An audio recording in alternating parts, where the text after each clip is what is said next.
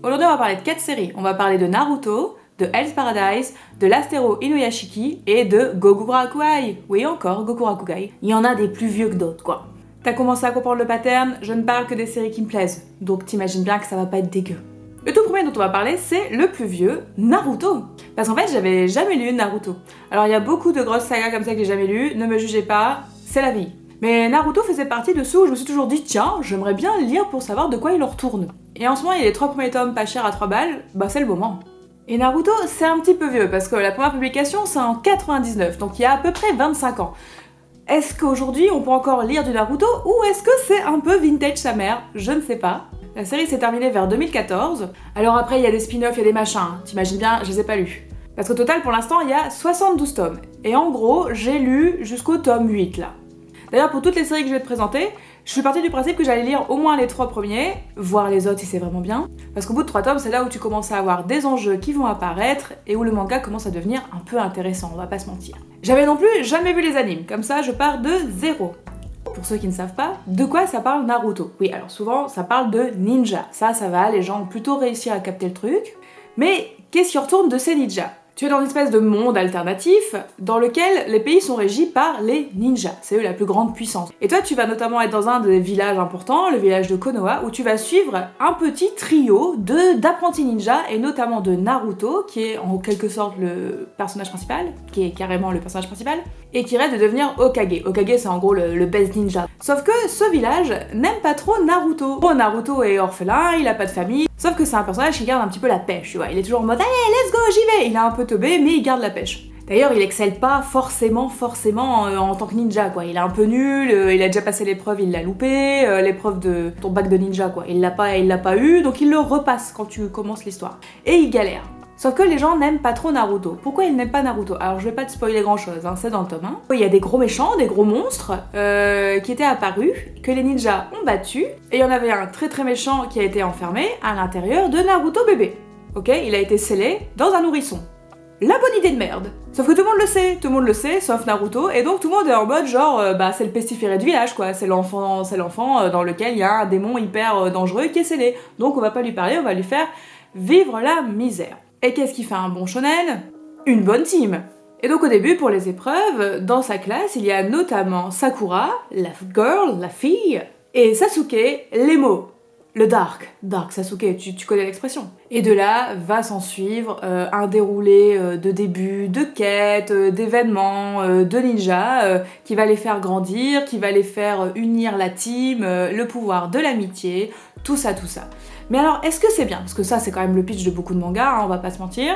Et bah ouais, c'est pas mal. Alors, c'est un peu vintage. Le truc, il a 25 ans, tu le sens. Notamment, moi, pour l'instant, j'en suis à 8 tomes, hein, le personnage de Sakura... Bon, j'espère qu'après, ça va aller mieux, hein. Parce que pour l'instant, c'est juste une meuf qui veut pécho des mecs, dont on dit qu'elle est très forte, mais dans les faits, elle se fait toujours sauver par un mec. Voilà, moi, genre, en 2024, c'est pas un pattern qui me fait rêver. Et en plus, la seule fois où il y a une autre meuf dans l'histoire qui prend un peu d'importance, c'est sa rivale, parce qu'elles veulent pécho le même mec. Tu vois le problème qui m'emmerde un petit peu, là. Mais ça va.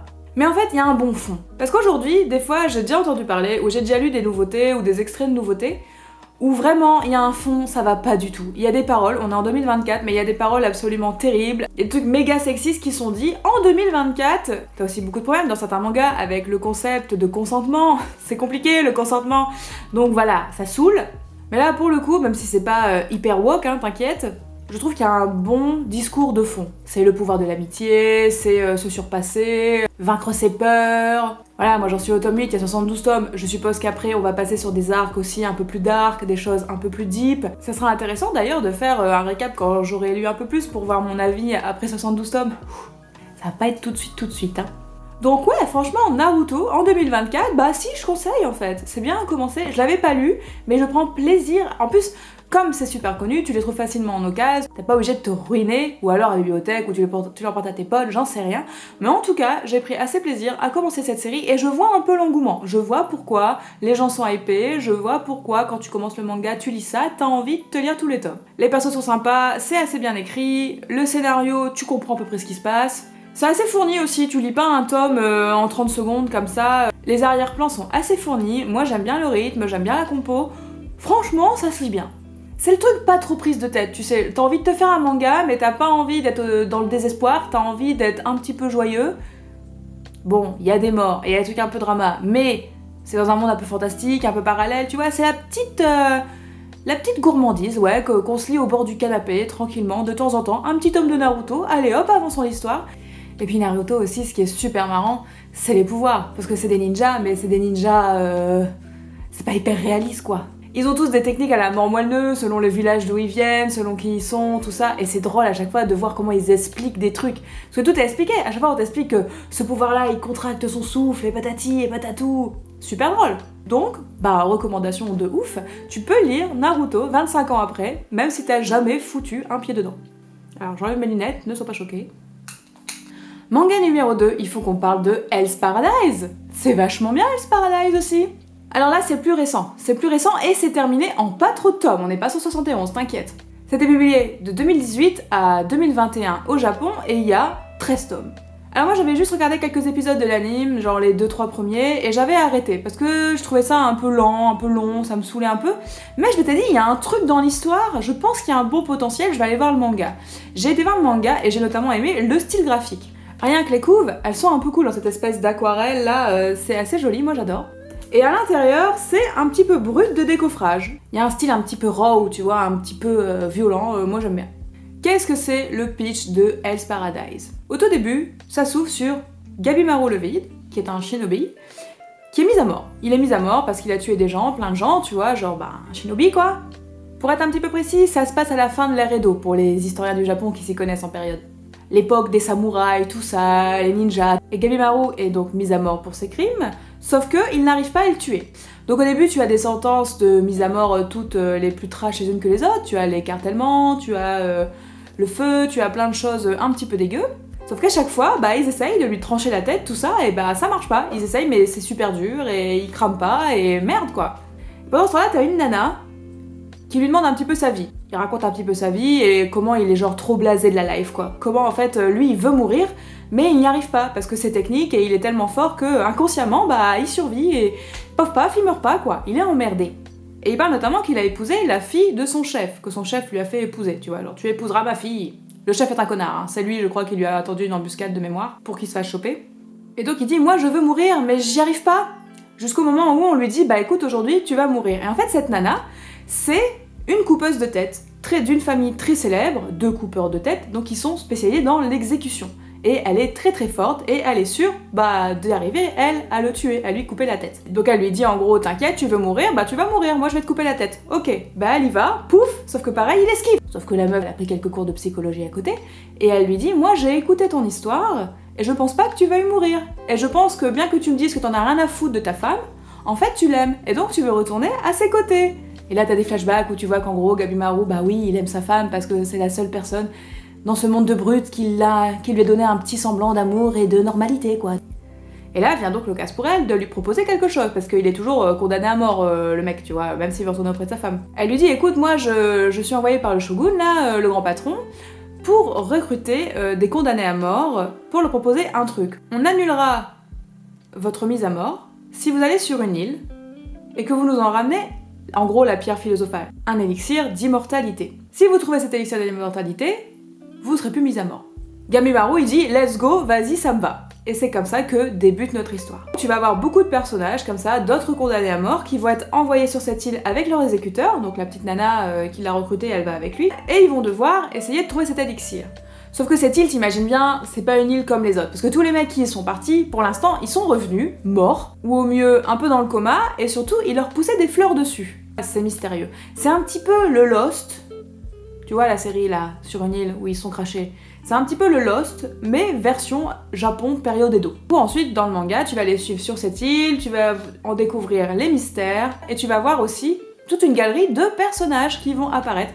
Et c'est là aussi où le manga est très très bien, c'est que tous les personnages sont intéressants, on s'attache à tous. Au début t'es là genre oh, on change de perso, c'est quoi encore ce gros bourrin? Et ben non, en fait c'est assez attendrissant. Alors forcément c'est un petit peu trash parce que c'est des condamnés à mort, donc t'imagines bien qu'eux ils ont une morale qui est légèrement différente, et que les mecs qui les gardent, c'est des bourreaux, c'est des coupeurs de tête. Hell's Paradise, j'en suis à peu près au tome 5 et c'est toujours aussi bien. Alors le premier, il est un peu lambda, mais le tome 2 et 3, ils te mettent vraiment dans l'histoire et tu commences à avoir des mystères qui apparaissent, tu commences à t'attacher aux personnages et ça devient intéressant. Alors, peut-être pas à mettre entre toutes les mains, faut être un petit peu grand, on va dire, pour le lire celui-là. Parce qu'il y a quand même beaucoup de thématiques assez sombres sur la mort, sur le fait de tuer des gens, qu'est-ce que le bien, qu'est-ce que le mal, des questions sur la religion aussi, sur les sectes, et il y a un petit peu de sang, de bataille. Et puis l'époque des samouraïs, donc ça y allait au sabre, hein, donc t'imagines bien que du sang partout. Bref, dans Hell's Paradise, que du bonheur. T'aimes bien suivre les personnages, découvrir pourquoi ils ont été mis à mort, quelles sont leurs techniques de combat, quels sont leurs points de vue aussi sur ça. Il y en a qui sont juste des grosses brutes en mode tuer des gens. Et il y en a qui ont plutôt des buts, et tu vas aussi voir le côté des bourreaux et comment chacun aborde sa profession. Donc voilà, Hell's Paradise qui a des thèmes un peu plus adultes, pas à mettre entre toutes les mains, mais super. Et graphiquement, bah moi j'adore. C'est-à-dire qu'il y a beaucoup de choses à voir, il y a beaucoup de décors, d'arrière-plan. Les monstres sont super drôles, c'est des monstres sont des espèces d'hybrides de plusieurs religions, et on a envie d'en savoir plus sur cette île. Allez, ça c'est fait, passons au prochain, Last Hero Inuyashiki. C'est pas très vieux ça non plus, hein. C'est juste avant Hell's Paradise, c'était publié de 2014 à 2017. Court laps de temps, pas beaucoup de tomes, 10 tomes, parfait. Alors là on est plus sur du shonen, hein. Là on arrive sur du seinen, là c'est un peu plus dark, c'est un peu plus sombre. C'est le même mec qui a fait Gantz, je sais pas comment tu dis ça, Gantz. Et là il faut être un petit peu moins déprimé pour lire ça, on va dire. Disons qu'il faut aimer tout ce qui est un petit peu cynique et critique sociale. Parce que un des héros principaux, c'est ce monsieur, ce papy, ouais. J'adore. Alors ça c'est chez Kiun, et pour leur anniversaire, alors 20 ans je crois, ils avaient sorti les 2 premiers tomes à 3€, donc peut-être que vous les trouverez encore à ce prix-là, je ne sais pas. C'est quoi le pitch de base? Le pitch de base, tu vas suivre ce petit papy, hein, dans sa vie de tous les jours, au Japon. Et tu vas suivre ce monsieur, d'ailleurs ce papy n'en est pas vraiment un. En théorie, il devrait plutôt être dans la cinquantaine. Tu vas le suivre dans sa famille, donc avec sa femme et ses 2 enfants. Enfants dont l'une est genre un peu au lycée, tu vois, donc il est pas si vieux. C'est juste qu'il fait vieux. Et sa famille, comment dire, elle va pas très bien. Disons que tu sens qu'ils restent ensemble parce qu'il faut rester ensemble et que c'est bien vu, quoi. Déjà, sa femme, tu sens qu'elle l'aime pas plus que ça. Et ses enfants, ils lui en mettent mais plein sa tête. Par exemple, pour l'adolescente, c'est trop une honte que les gens voient son père parce qu'il est trop vieux. Et donc tout le monde pense que c'est son grand-père. Et donc du coup, elle les conforte là-dedans. Elle reprend pas en mode genre ouais, c'est mon grand-père, c'est mon grand-père, ce vieux qui pue. Donc tout le début du livre, tu vois ce monsieur, ce père de famille, se faire carrément lyncher par tout le monde. Il a pas vraiment de hobbies spéciaux, il a pas un métier de dingue, vraiment pas ouf.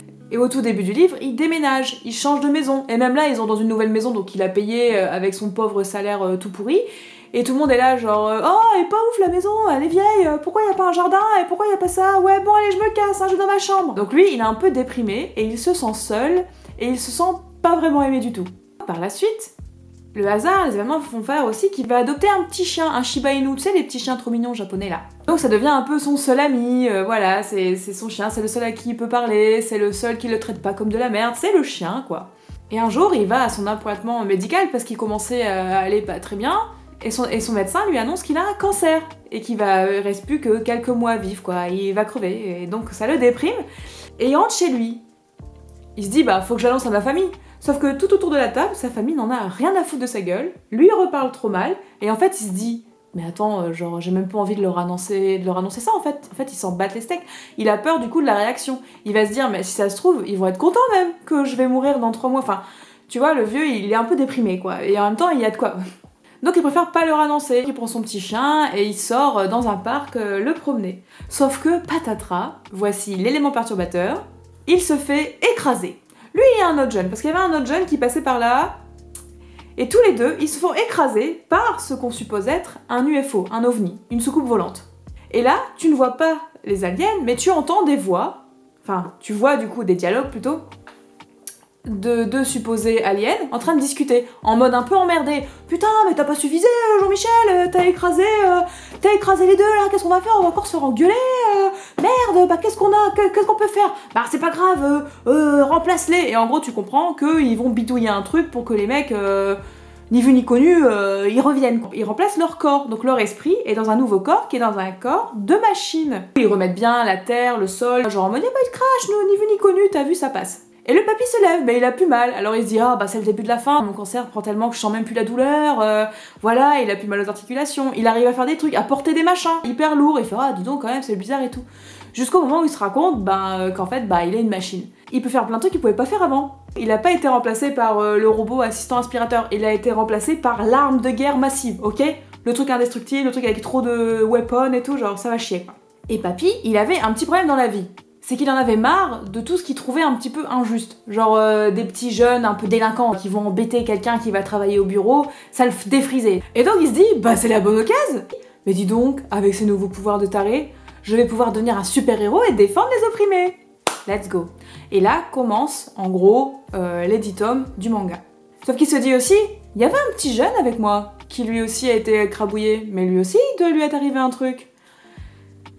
Voilà, et après le scénario, tout ça, et c'est vachement bien. Alors après c'est hyper acerbe, hein. C'est hyper critique de société, c'est hyper la jeunesse, c'est connard. Il y a aussi toute cette question de qu'est-ce que tu fais si d'un seul coup ta vie est sauvée, si du jour au lendemain t'as des pouvoirs comme ça un petit peu surhumains, qu'est-ce que t'en fais, est-ce que tu t'en sers pour faire le bien, pour faire le mal? Et graphiquement, ça a son style. Moi j'aime beaucoup, c'est posé, ça se pose là, et ça va vachement bien avec le récit. Il y a un style un petit peu vintage et un petit peu précis, que j'aime beaucoup.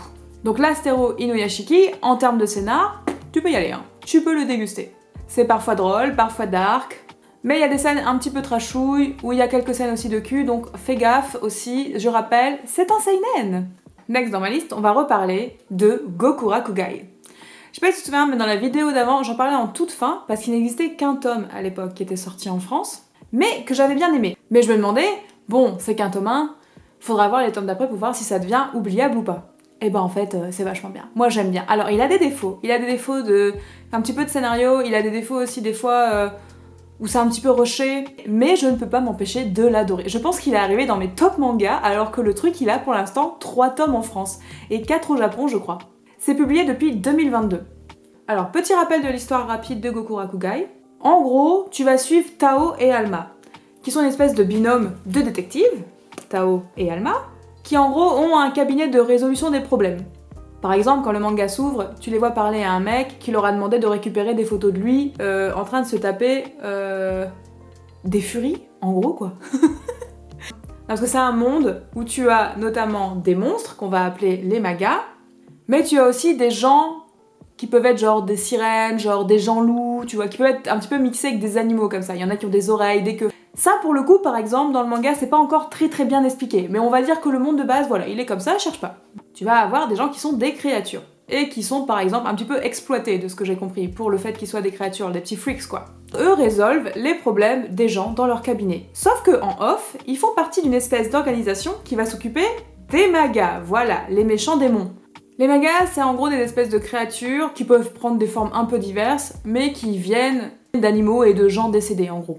Et tu apprends lors de ce tome 1 que Alma, le petit avec ses cheveux rouges là, en fait il est mi-humain, mi-maga, et donc il a une espèce de pouvoir. Il sort un pieu de son torse là, et il sort une arme, et du coup il peut tuer les magas. Et le début du manga c'est quoi? C'est Tao et Alma qui vont résoudre des enquêtes. Tu vas aussi, au fur et à mesure, en apprendre plus sur les personnages secondaires. Tu vas avoir des personnages qui vont être rapportés dans les tomes 2, dans les tomes 3, et il commence à se mettre en place une espèce d'histoire sous-jacente dans le tome 3. Car oui, maintenant il y a 3 tomes, et j'ai même lu le début du tome 4 au Japon.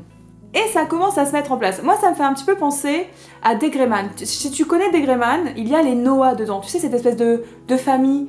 C'est des méchants, en gros, qui reprennent les apôtres de Noah, et qui se considèrent comme une famille. Donc par exemple, ils se retrouvent souvent autour d'une table pour bouffer, et ils ont tous des pouvoirs différents. Tu retrouves un petit peu cette idée-là dans les méchants, pour l'instant, de Gokurakugai, parce que t'imagines bien qu'au-delà des magas, il y a d'autres personnes qui sont un peu mystérieuses, et pour l'instant, on n'en sait pas trop sur comment ça va se dérouler, sur ce qu'ils vont faire. Mais qu'est-ce qui fait que Gokurakugai c'est bien, et même après 3 tomes, j'avais grave envie de continuer, et top 10 des mangas que j'aime. Déjà le style. Alors moi je suis une grosse fan du style, j'aime beaucoup. J'adore les persos, les chara-design et tout, les tempéraments, ils sont trop bien. Alma c'est une espèce de personnage un petit peu goofy mais bonne humeur, et en même temps il adore la bouffe, il mange tout le temps, et il a un petit peu du mal à interpréter les codes on va dire sociaux des humains, donc du coup il se fait un petit peu aider, et du coup des fois il est un peu premier degré et ça match bien. Et Tao elle est un petit peu dark tu vois, elle est toujours avec sa clope comme ça, avec son flingue et tout. Un personnage féminin un peu classe et badass. Et les petites histoires, les petites enquêtes pour l'instant, elles me donnent envie d'en savoir plus. Notamment dans les derniers tomes, il y a cette petite histoire avec une petite nana, ceux qui ont lu ils sauront, mais une petite nana qui a des problèmes, et ça commence à être un petit peu deep, ça commence à être un petit peu plus profond, et j'aime bien, ça se lit bien, ça se lit facilement. J'adore les décors de Gokurakugai. Comme je disais, cette espèce d'inspiration qui me fait beaucoup plus penser à la Chine, pourtant c'est au Japon. Hein. Gokurakugai, c'est un quartier du Japon dans lequel vont évoluer nos personnages. Et ce quartier, il fourmille d'objets, il fourmille de choses, enfin c'est vraiment très mignon, et les petites histoires sont mignonnes. Et je suis hyper curieuse de savoir vers où va aller ce manga. Parce que clairement, les personnages qui arrivent, ils sont un peu dark, et ils sont un petit peu violents. Alors oui, il y a un petit peu de sang, même si je trouve que c'est un shonen, hein, tu peux le lire assez jeune, mais il y a un petit peu de sang, ça découpe des membres, enfin voilà, faut faire un petit peu gaffe quand même quoi. Donc Gokurakugai, si tu l'as pas encore lu, vas-y, aujourd'hui il y a 3 tomes et c'est excellent. Voilà, je t'ai parlé de mes 4 mangas, mais pareil, on va faire comme la dernière fois, on va finir par un truc où pour l'instant, c'est le début. Si comme moi tu es abonné sur les réseaux sociaux à tout ce qui est les éditeurs, Kana, Kion, tout ça, tu as vu que justement chez Kana, il y a quelque chose qui va être publié en février. Tu l'as forcément vu passer, il y a de la pub partout. Je parle de Gakurabachi.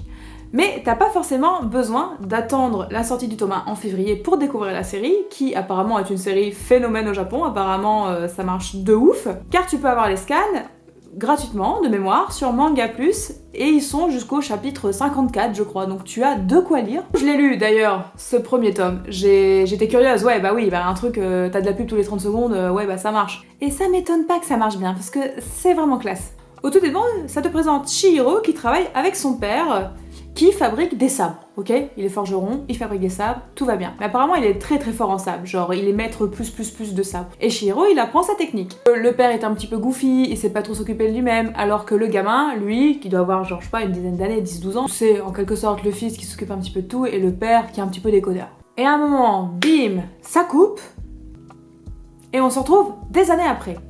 Chihiro est grand, il est méga dark emo++, Good Charlotte, My Chemical Romance, et il a un sabre. Parce qu'en gros, à la fin du prologue, son père lui a dit « Mais non, voilà, je vais t'apprendre le reste de ma technique, on va t'apprendre aussi à manier le sabre. » Sauf que tu comprends qu'il y a eu un gros drama, un très très gros drama que tu vas découvrir, qui fait que Chihiro est saoulé, il est saoulé ++, il est saoulé vénère, et il veut sa vengeance, le gars. Mais tu apprends aussi, dans cette suite, son père, il était très très bon, parce que dans les lames des katanas qu'il faisait, il arrivait à renfermer un pouvoir, parce que dans ce monde ici, il y a aussi la notion de magie, donc il y a des magiciens, des sorciers. Le père de Chihiro était notamment connu pour avoir permis d'arrêter la guerre grâce à ses lames, car ces lames, qui étaient donc emplies de magie, avaient aidé à mettre fin à une guerre. On n'en sait pas plus, c'était la guerre, il a mis fin. Elles sont aussi réputées pour être méga puissantes, et donc forcément, qu'est-ce qui s'est passé? Il y a des gens qui ont voulu ces lames méga puissantes qui gardaient, et donc ils les ont chourées, voilà, drama. Et donc Chihiro maintenant il part à la recherche de ces lames, avec lui une 7ème lame qui était jusque-là cachée, car lui aussi a une lame magique qui en plus a un pouvoir trop beau avec des poissons rouges. Ouais. Dans ce premier tome, tu vas donc avoir en gros les bases qui vont être posées du personnage, de ses enjeux, de ce qui fait qu'il va partir en quête quoi. Pourquoi ça donne aussi super envie? Parce que moi je trouve que c'est vachement bien écrit, c'est vachement bien découpé. J'adore le dessin, moi j'aime beaucoup le dessin, ça change un petit peu, genre il y a vraiment un trait je trouve qui change un petit peu de ce qu'on voit les derniers temps. Et il y a du style, il y a du style, il y a des plans, et il y a des plans dedans, franchement il y a des styles de dégoupillage, découpage de gens, un petit peu classouille quand même. Et le pouvoir de la lame du héros principal, trop la classe, je veux dire, c'est des poissons rouges qui attaquent, c'est super graphique, c'est super beau, moi j'adore. Et pour le coup, le noir et blanc, là, tu l'as bien, hein, Alors oui, tu vas me dire, tous les mangas sont en noir et blanc, mais il y en a certains où c'est pas ça qui va te choquer. Mais là, vraiment, avec le style de l'auteur, je trouve que c'est un magnifique noir et blanc, il le gère très très bien. Les décors aussi, les décors ont bien de la classe. Ça se lit tout seul. Et vu comment les combats sont mis en scène, t'as bien envie de voir aussi comment les autres lames, là, que t'as pas encore vues, elles vont rendre. Comment ça va rendre tous les pouvoirs qu'elles ont, parce que ça a l'air assez badass. Voilà, c'est un shonen, t'as envie de voir de la badassitude. Donc pour l'instant, c'est en ligne, mais si tu peux faire la version physique, vers février, tu vas pouvoir te faire plaisir. Je pense que ça va bien marcher. Vu la tronche du truc, je pense que ça va bien marcher. Et vu toute la com qu'ils mettent derrière, je pense que ça va bien marcher. Voilà, c'est mon petit point manga qui a pris beaucoup trop de temps. J'ai eu le temps de décharger 2 fois ma carte SD. Génial. Allez, je m'en vais monter ça. Et puis à la prochaine. Des bisous.